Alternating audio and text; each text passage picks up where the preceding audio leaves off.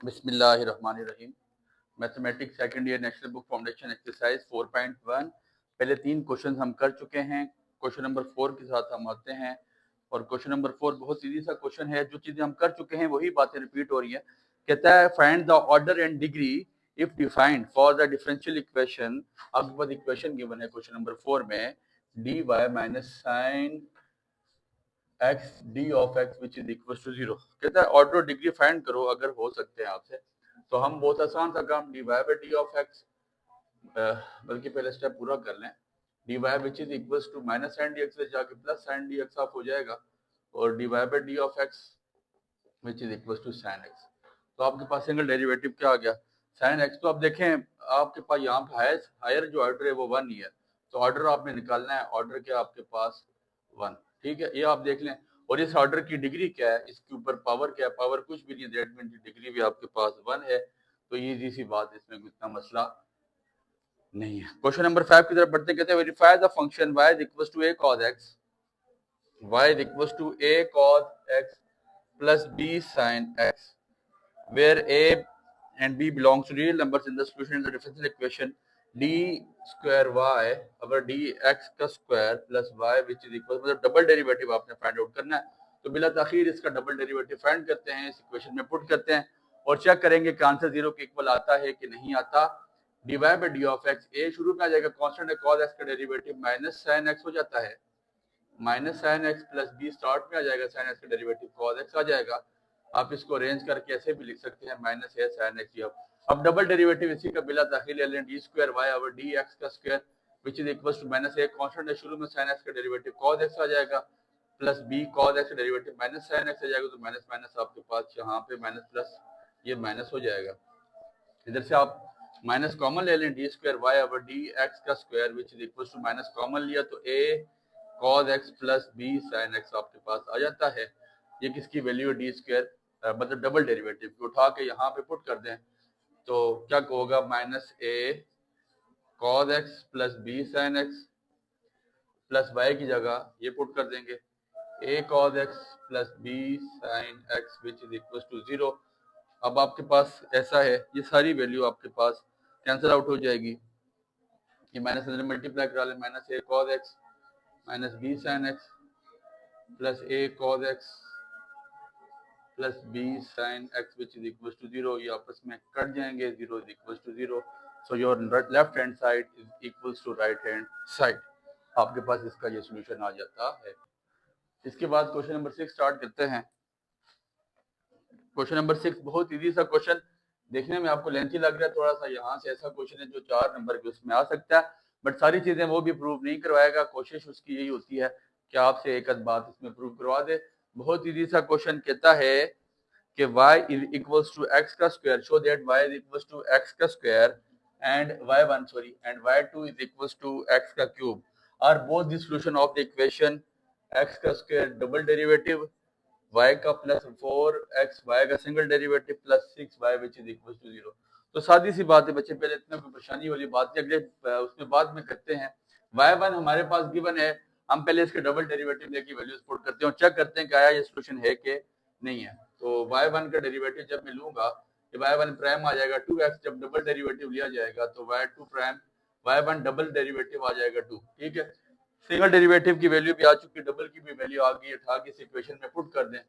इस इक्वेशन में उठा के वैल्यू पुट करें तो x स्क्वायर ऐसे ही लिखेंगे, y डबल डेरिवेटिव की जगह 2 minus 4x, y double derivative y single derivative की जगह क्या लिखेंगे 2x प्लस 6y की जगह x का square which is equal to 0।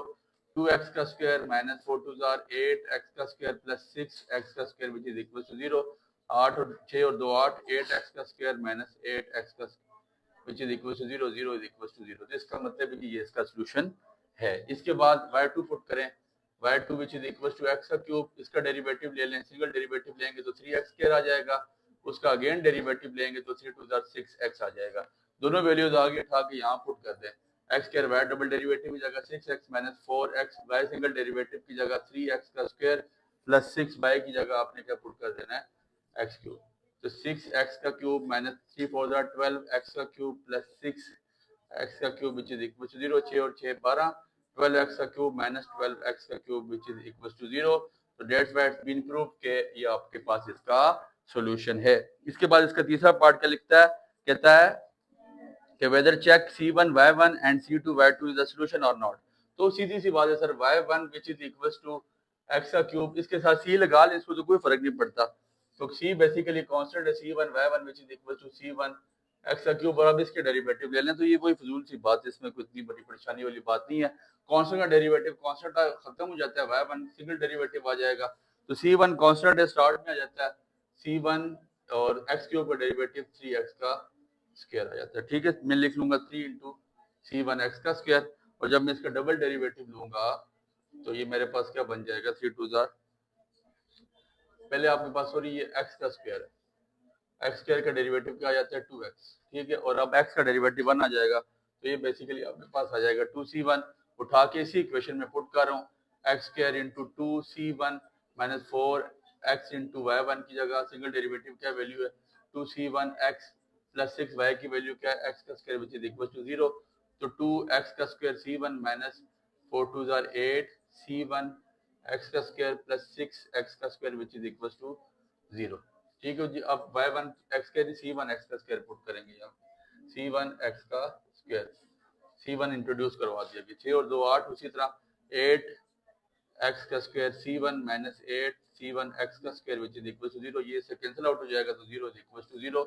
ये क्वेश्चन आपके जिम्मे है, y2 which is equal to x cube, चलिए मैं करा देता हूँ C2 y2 which is equal to C2 x का क्यूब, सिंगल डेरिवेटिव लेंगे तो y2 prime which is equal to 3C2 x का स्क्वायर, जब डबल डेरिवेटिव लेंगे तो क्या आ जाएगा C2 6x C2। ठीक हो गया, उठा के वैल्यू पुट कर दें x1, अब यहाँ पे वैल्यू पुट हो रही है तो 6x C2 minus 4x 6x C2 plus 6 C2 C1 x2 which is equal to 0।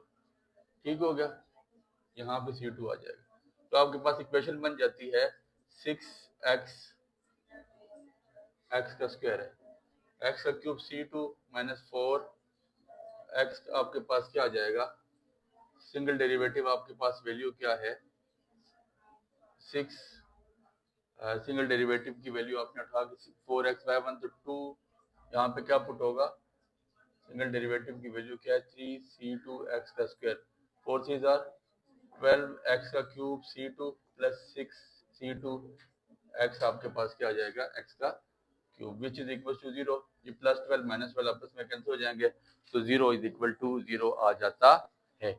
इसके बाद आखिरी बात जो उसकी वेरीफाई करनी है वो छोटा सा सोल्यूशन है और वो बहुत इजी है। कहता है कि y1 प्लस y2, कहता है क्या चेक करें, check y1 plus y2 is also solution. y1 और y2 की जो वैल्यूज गिवन है इन दोनों को प्लस करें और उस इसी इक्वेशन में उठा के पुट करें, वो कहता है वो भी सोल्यूशन होगा। तो हम मान लेते हैं, चलें y1 प्लस y2, y1 की वैल्यू x का स्क्वायर, y2 की वैल्यू x का क्यूब, तो आपके पास ये वैल्यू क्या आ जाएगी, इसको y दे दें सिंपल नाम, x2 प्लस x का x स्क्वायर प्लस x का क्यूब, सॉरी, तो dy1 ये सिंगल डेरिवेटिव लिखें y prime which is equal to 2x का square plus 3x 2x plus 3x का स्क्वायर, और y डबल डेरिवेटिव क्या आ जाएगा 2 प्लस 3 2 6x।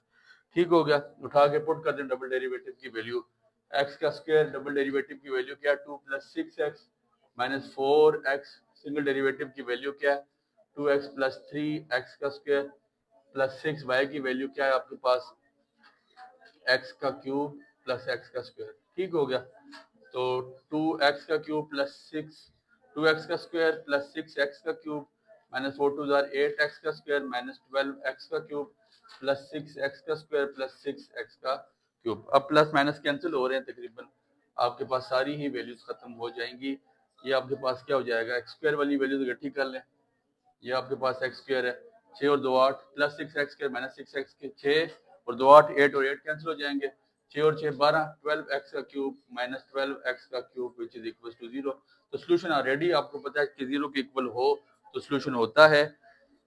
ये बहुत इजी से क्वेश्चन थे और इसी के साथ आपकी एक्सरसाइज खत्म हो चुकी है। इसका स्क्रीनशॉट ले लें। उम्मीद है बात आपको समझ आ गई होगी। दुआ में याद रखिएगा। बहुत शुक्रिया।